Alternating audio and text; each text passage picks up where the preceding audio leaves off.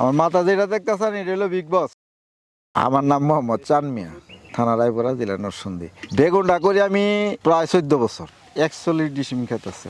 এটা লাগাইছি আপনার আষাঢ় মাসের শেষে, শ্রাবণের প্রথম। এখন মনে করেন 3.5 মাসের মতো চলতেছে। আল্লাহ বাঁচালে আমি 4 মাস পর্যন্ত বেচতে পারবো ইনশাল্লাহ। আল্লাহ দিলে ভালোই বিচ্ছি। আমি 100 টাকা কেজিতে বিক্রি করছি।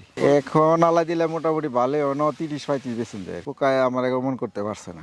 এখন বাজার যাতে তো কম না এলে, যদি আগের বাজার পাইলে তো আর এমনি পাওয়া যায়।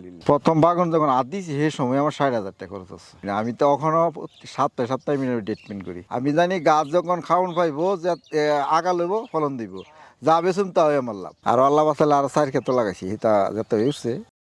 এগুলো আমি সাজেশন করতে 3 বছর ধরে, তাইলে এগুলো সবকিছু সাজেশন করে। কারণ সারাতে নিয়ে বিচে তিনা যেটাই কই ডিও অর্ডারে আয় পরে সমস্যা হয় না। এগুলো যে নিয়ম কারণগুলো দেখ খুব সুস্থ, খুব ভালো। কারণ এটার মধ্যে কোনো বানছিল নাই। কারণ হিসাব হলো হেরা চায় যে কৃষক লাভবান হলে হেরা লাভবান, এই হলো হিসাব। আমরা লাভবান না হলে তো আপনার কাছে আমরা কি এটা চাবো না। এই হলো হিসাব। হেরা কি যদি সাজেশনগুলো দেয়, অন্য কোম্পানি সাজেশন দেয় নাই। কারণ হেরা নিজেরা মাঠে আসে, আইসা পরে বলে যদি আমরা সাজেশনে করেন খাস্তা গেলে আমরা দিব।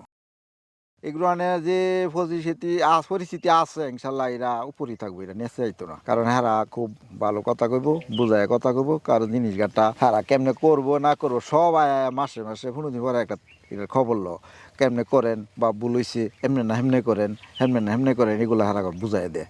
বুঝাই দিলে জিনিসগুলো সহজে জাগা না। আপনি বর্তমানে ওখানে যে স্মার্ট পদ্ধতিতে ওখানে যে কাগজ সিস্টেম বাড়াইছে স্মার্টে, কাগজ হইলেও আপনার সবচেয়ে সুন্দর। কারণ কেরে এক হইলো আগাছা হইতো না, আরেক পদ্ধতি হলো লাইটটা কম খাইব, আরেক হইলো মাটিটা ঠান্ডা, গাছের গ্রোথ ভালো থাকবো, পোকামাকড় আকর কম হয়। কারণ কাগজের তাপে পোকামাকড়ের দমনটা কম থাকে। পার্থক্য হলো আগে তো মনে করেন কাগজ ভিজাইছি না, আগে মনে করেন খালি সারা কেলদিরে লাগায় মনে করেন পরিচর্যা করছি, নিরাইছি। কিন্তু ওখানে যে সিস্টেম বাড়েছে হিসাবে নিরিতে সহজ হয়ে গেছে। কারণ খেলা এটার মধ্যে আমি একটা নিরি দিছি, গাছ যখন বুড়ে যাইতেছে গা পরে একটা নিরি দিছি। কাগজ ভিজাইছি পরে আমার এই ফোন তো বাগুন খেতে নিরি আইছে একটা, এক নিরি দেখি বাগুন খেতে যেমন তো আইবো, খালি জীবন হয়তো না। তাইলে হিসাব করে দেখছি এ পর্যন্ত না হলে 5টা নিরি লাগলো।